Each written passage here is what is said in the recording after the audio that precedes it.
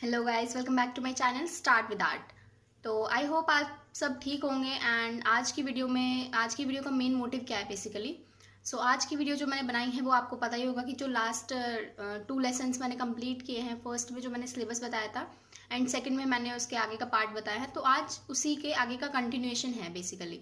ठीक है, मैंने आपको बताया ना कि पेंटिंग की सीरीज चल रही है पहले, और कुछ बच्चों ने मुझसे कॉमेंट्स में पूछा कि आर्किटेक्चर की सीरीज और स्कल्पचर की सीरीज, मतलब आर्किटेक्चर और स्कल्पचर क्यों नहीं बताया मैंने उसमें। तो उसका रीज़न यही है कि आर्किटेक्चर और स्कल्पचर की जो सीरीज़ है वो मैं स्टार्टिंग से एंडिंग तक पेंटिंग की सीरीज़ खत्म होने के बाद स्टार्ट करूँगी। ठीक है, तो आप लोग टेंशन मत लीजिए इस चीज़ से कि पेंटिंग जो है स्टार्टिंग में वैसे भी उनका मतलब कम है, इतनी ज़्यादा नहीं है, तो आपको इतनी टेंशन लेने की ज़रूरत नहीं है। आर्किटेक्चर काफ़ी सारा है, इसीलिए उसकी अलग से सीरीज़ आएगी। पहले पेंटिंग की मैं फिनिश कर दूँ, उसके बाद मैं उसकी स्टार्ट करूँगी। ठीक है, तो चलिए स्टार्ट करते हैं बिना टाइम वेस्ट किए एंड लेट्स गो। लास्ट की वीडियो में मैंने आपको जो लास्ट टाइम वीडियो बनाई थी उसमें मैंने आपको प्रिंसिपल्स ऑफ पेंटिंग बनाए थे एंड वो बताया था कि वो क्यों इतने इंपॉर्टेंट हैं। ठीक है, तो जिन्होंने वो वीडियो नहीं देखी है पहले वो उससे पहले की वीडियोस देख ले एंड तब इस वीडियो पर आए, क्योंकि अगर आप बीच में से देखेंगे तो आपको शायद समझ ना आए। ठीक है, तो चलिए स्टार्ट करते हैं इसको। Pre historic paintings. आज का जो टॉपिक है pre historic paintings. Pre historic paintings were generally executed on rocks and these rocks were called petroglyphs. ठीक है, जो प्री हिस्ट्रिक पेंटिंग्स होती थी वो किस पर की जाती थी? रॉक्स पर की जाती थी, यानी कि पत्थर पर कार्व करके की जाती थी, और उस कार्विंग को क्या कहते थे? पेट्रोग्लिफ्स। तो इस नाम को आप याद कर लीजिए, ये बहुत ज़्यादा इंपॉर्टेंट है, पेट्रोग्लिफ्स। ठीक है, रॉक्स पर जो कार्विंग की जाती थी या फिर कुछ भी मतलब उसको पिंच करके या भी उस पर कुछ कार्व किया जाता था, तो वो जो था उसको हम कहते थे petroglyphs. The first set of pre historic paintings were discovered in Bhimbetka caves in Madhya Pradesh. सबसे पहला जो प्री हिस्ट्रिक पेंटिंग्स मिली थी वो कहाँ से मिली थी? भीमबेटका केव्स से मिली थी, जो कि मध्य प्रदेश में है। ठीक है, तो आपको इनका नाम प्लस इनकी लोकेशन अच्छे से याद करनी है। ये क्वेश्चन हमेशा आते हैं एग्जाम में कि कौन सी केव कहाँ पर लोकेटेड है। ठीक है, डायरेक्ट क्वेश्चन होता है ये। तो प्लीज़ आपसे रिक्वेस्ट है कि सारी की सारी केव्स और उनके लोकेशन अच्छे से याद रखिए कि वो कहाँ पर प्रेजेंट है, किस स्टेट में है वो। ठीक है, तो सबसे पहले भीमबेटका में मिली थी paintings. Then the Bhimbetka paintings were discovered in 1957 to 1958 by an archaeologist named V.S. Vakankar. ठीक है, भीमबेटका पेंटिंग्स जो थी वो डिस्कवर की गई थी 1957 में और 1958 में। किस आर्कियोलॉजिस्ट ने की थी ये डिस्कवर? V.S. वाकानकर। तो आपको इसका नाम याद रखना है, बहुत ज़्यादा इंपॉर्टेंट है इस आर्टिस्ट का नाम याद रखना कि इसने भीमबेटका पेंटिंग्स जो है सबसे पहले डिस्कवर की थी, क्योंकि प्री हिस्ट्रिक पेंटिंग्स मिली थी, तो ये तो आपको याद होना ही चाहिए। ठीक है, नेक्स्ट है, these paintings generally depict animals like bison, bears and tigers etcetera. जैसा कि आप स्क्रीन पर देख सकते हैं कि इन पेंटिंग्स में ज़्यादातर बाइसन, बियर्स, टाइगर्स एक्सेट्रा ये सब चीज़ें मिलती थी। जू, rock shelters and elephant, rhinoceros, cattle, spotted deer, बारहसिंगा एक्सेट्रा, ये सब जो है इन लोगों की, मतलब ये लोग जो थे वो इन एनिमल्स की पेंटिंग बनाते थे बहुत ही सिंपल वे में, स्टिक ड्राइंग्स में। ठीक है, भीमबेटका पेंटिंग्स में हमें ये देखने को मिलता है। देन नेक्स्ट है, there are 3 major phases of pre historic paintings. अब हम पढ़ेंगे कि कौन कौन से 3 मेजर फेजेस रहे हैं। ठीक है, जिसमें से हमें पेंटिंग्स मिली है। जैसे भीमबेटका पेंटिंग्स मैंने आपको बताई, लेकिन ये भी जो है ये इन्हीं तीनों फेज में से किसी एक में से मिली है। ठीक है, बेसिकली जो है ये पेंटिंग्स ये ना वैसे सारे फेजेस में से चलती आ रही हैं। अब हम सबसे पहले पढ़ते हैं, 3 फेजेस है मेजर। तो अब हम सबसे पहले पढ़ते हैं अपर पैलेलिथिक पीरियड, जो कि 40,000 से 10,000 BC तक रहा। The walls of the rock shelter caves were made of quartzite and so they used minerals for pigment. जो वॉल्स होती थी रॉक शेल्टर की, केव्स की जो वॉल्स होती थी वो किससे बनती थी?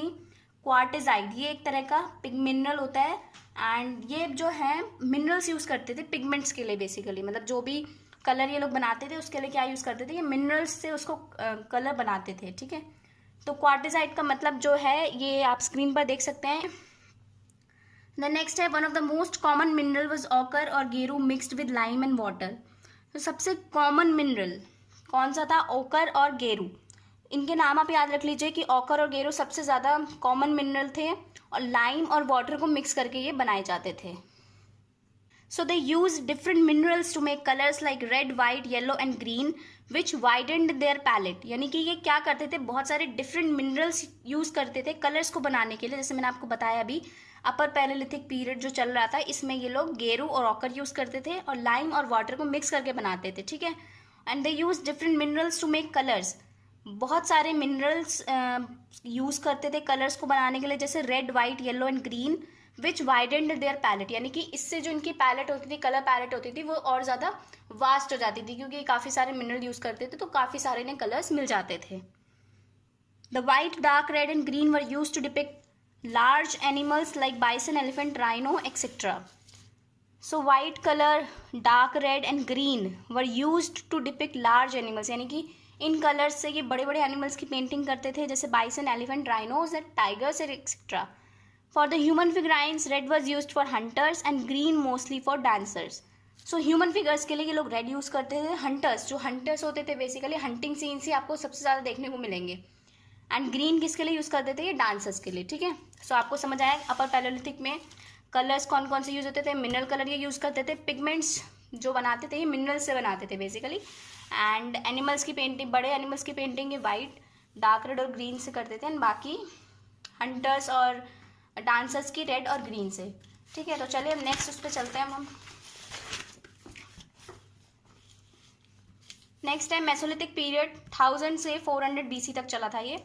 This period mainly saw the use of red colour in comparison to the upper palaeolithic period. The size of the paintings also became smaller during the period. So इस पीरियड में सबसे ज़्यादा यूज ऑफ किसका हुआ है, red colour का use हुआ है in comparison to upper palaeolithic period. उसमें कम यूज हुआ था रेड कलर का, इसमें ज़्यादा यूज हुआ है रेड कलर का. ठीक है. The size of paintings also became smaller during the period. और इस टाइम पे जो पेंटिंग्स का साइज था वो थोड़ा छोटा हो गया था, यानी कि छोटे छोटे और ज़्यादा ये लोग कलाकारी करने लगे थे. One of the most common scenes depicting in these painting is a group of hunting and several other paintings depict grazing activities and riding scenes. So सबसे ज़्यादा कॉमन सीन्स जो हमें मिले हैं इनकी पेंटिंग्स में is a group of hunting. Hunting के scene common मिले हैं और ग्रेजिंग एक्टिविटीज़ मिली हैं, राइडिंग सीन्स यानी कि सवारी करते हुए मिले हैं. तो इस पीरियड में बस इतना ही. कलर मैंने आपको बता दिया एंड किस किस टाइप के सीन्स मिले हैं. सो नेक्स्ट है चालकोलिथिक पीरियड. ये थर्ड पीरियड है. This period saw the increase in the number of paintings using the green and yellow colour. तो मेसोलिथिक पीरियड में जो था वो रेड कलर का यूज ज़्यादा हुआ था एंड चालकोलिथिक पीरियड में ग्रीन एंड येलो कलर का यूज ज़्यादा हुआ था. So most of the paintings concentrate on depicting battle scenes. सबसे ज़्यादा बैटल सीन्स हमें मिले हैं, क्योंकि ये लोगों को क्या काम होता था, सिर्फ हंटिंग का ही काम होता था, तो सबसे ज़्यादा हंटिंग करते थे ये, या फिर लड़ाई झगड़ा करते रहते थे. तो उस टाइप से ये बैटल सीन्स इन्होंने काफ़ी सारे बना रखे हैं. There are many paintings of man riding horses and elephant. जैसे आप स्क्रीन पर देख सकते हैं कि इसमें बैटल सीन ही दिखा रखा है बेसिकली. राइडिंग हॉर्सेज, राइडिंग का सीन दिखा रखा है. And elephant some of them even carry bow and arrow. तो किसी किसी के पास बो एंड एरो भी कैरी हुआ, मतलब करके रखते थे वो लोग अपने पास. सो वो भी मिले हैं. Which might indicate preparedness for skirmishes. So उससे क्या पता चलता है कि ये लोग तैयारी कर रहे हैं. बो एंड एरो की पेंटिंग्स मिली हैं, तो इससे पता चलता था कि ये लोग लड़ाई के लिए तैयारी करके जाने वाले हैं. ठीक है. तो इस टाइप की पेंटिंग्स हमें यहाँ से मिली हैं. Other paintings from this period also have depictions of musical instruments like the harp. Some of the paintings have complex geometrical shapes like the spiral, rhomboid and circle. So musical instruments का depiction भी मिला है हमें, जैसे कि harp. And कुछ कुछ paintings में काफ़ी कॉम्प्लेक्स ज्योमेट्रिकल शेप्स मिली हैं, जैसे spiral, rhomboid and circle. So some of these paintings from the later period can be seen in the Jogimara caves. और ये जो पेंटिंग्स हैं लेटर पीरियड यानी कि जो बाद में बनने लगी हैं, वो हमें जोगीमारा केव्स में भी देखने को मिलती हैं. इन सब की जोगीमारा केव्स वगैरह की जो पेंटिंग्स हैं वो हम आगे बढ़ेंगे. फिलहाल अभी हम प्री हिस्ट्री की बात कर रहे हैं. तो प्री हिस्ट्री में जो है हमें इस टाइप की पेंटिंग्स मिली हैं. तो प्री हिस्ट्री जो है वो 3 पार्ट्स में डिवाइडेड है, अपर पैलेलिथिक, मेसोलिथिक एंड चालकोलिथिक, जिनका मैंने आपको बताया कि किस किस टाइप की पेंटिंग्स ये लोग बनाते थे. And in the Ramgarh hills in the Surguja district of Chhattisgarh. So Jogimara caves कहाँ प्रेजेंट है? Ramgarh hills in the Surguja district of Chhattisgarh. इसको आप याद रखिए, बहुत ज़्यादा इंपॉर्टेंट. ठीक है. These are dated to be painted around 1000 BC. So खैर इसके बारे में हम आगे पढ़ेंगे. सो अभी जैसे मैंने आपको तीनों एजेस के बारे में बताया कि कैसे कैसी पेंटिंग्स मिलती हैं. तो अब हम भीमबेटका रॉक पेंटिंग्स के बारे में थोड़ा और डिटेल में पढ़ लेते हैं. ठीक है. जैसे मैंने अभी आपको स्टार्टिंग में सिर्फ इंट्रोडक्शन दिया था यहाँ पर. ठीक है. तो बताया था कि मध्य प्रदेश में केव्स प्रेजेंट हैं, तो उसको अब हम थोड़ा सा डिटेल में पढ़ लेते हैं, क्योंकि इससे क्वेश्चंस आ जाते हैं. So it is located in south of Bhopal in Vindhya ranges of Madhya Pradesh. So Bhopal में, मध्य प्रदेश में ये लोकेटेड है। द रॉक शेल्टर्स है मोर देन 500 रॉक पेंटिंग्स, यानी कि यहाँ पर 500 से भी ज़्यादा रॉक पेंटिंग्स हमें मिली हैं। It was declared a UNESCO world heritage site in 2003। तो ये काफ़ी इंपॉर्टेंट है, आप इसको याद रखिए कि इसको कब UNESCO world heritage site declare किया था। 2003 में इसको यूनेस्को ने वर्ल्ड हेरिटेज साइट डिक्लेयर कर दिया था। The oldest paintings are estimated to be 30,000 years old and have survived due to its location deep inside the caves. तो सबसे ज़्यादा ओल्डेस्ट पेंटिंग्स हमें कब की मिली है? 30,000 साल पहले की। एंड ये इसलिए सर्वाइव कर पाई क्योंकि ये बहुत ज़्यादा अंदर है, केव्स के बहुत ज़्यादा अंदर थी ये, इसलिए ये सर्वाइव कर गई। The paintings at Bhimbetka belong to upper palaeolithic, mesolithic, chalcolithic, early history and medieval period. So ये जो पेंटिंग्स हैं ये बहुत पहले से बनती आ रही हैं और मेडिवल पीरियड तक इवन बनती रही थी, ठीक है। However most of the paintings belong to the mesolithic age, और सबसे ज़्यादा पेंटिंग्स जो बिलोंग करती हैं वो मेसोलिथिक एज से बिलोंग करती हैं। The paintings generally portray everyday life of pre historic man, often in stick like human figures, various animals like bison, deer, peacock and snakes are depicted. तो इन paintings में ज़्यादातर क्या होता था? एवरीडे लाइफ, ठीक है, everyday life of pre historic man, कि वो लोग क्या करते थे, किस तरह की एक्टिविटीज़ वो परफॉर्म करते थे, और उसमें एनिमल्स जैसे बाइसन, डियर, पिकॉक, स्नेक्स, ये सब हमें मिल रहे हैं। सो भीमबेटका रॉक पेंटिंग्स, इसमें सबसे इंपॉर्टेंट है इसकी लोकेशन, कहाँ पर? Bhopal, Vindhya ranges of Madhya Pradesh.